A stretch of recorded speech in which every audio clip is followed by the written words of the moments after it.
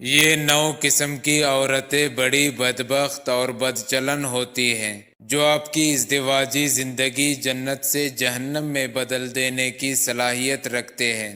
ان کے ساتھ شادی کرنے سے کنوارا رہنا ہی بہتر ہے۔ پہلا، ایسی عورت جو کھانے پینے کے سوا کچھ نہ جانتی ہو۔ وہ عورت جو اپنے ہمسایوں کے سامنے فخر و غرور کا اظہار کرنے کے لیے رنگین لباس کی دلدادہ ہو۔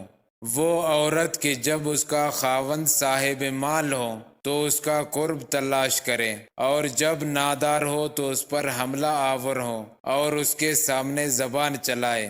وہ عورت جو ہر وقت لڑائی جھگڑے پر تیار رہے۔ وہ عورت جو ہمسایوں کی چغلی کھائے۔ وہ عورت جو مرد کو چیونٹی کی طرح خاموشی سے کاٹے۔ وہ عورت جو ہمیشہ باہر گھومنے کی عادی ہو، یعنی مٹر گشت کرتی پھرے۔ وہ عورت جو اپنے خاوند کی عدم موجودگی میں اس کے مال و آبرو کی حفاظت نہ کرے۔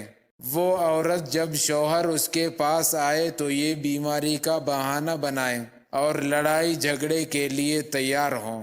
اچھی عورت تو وہ ہے جو خوش خلق، نرم گفتار، صابرہ، شاکرہ اور بڑی عزت و وقار والی ہو۔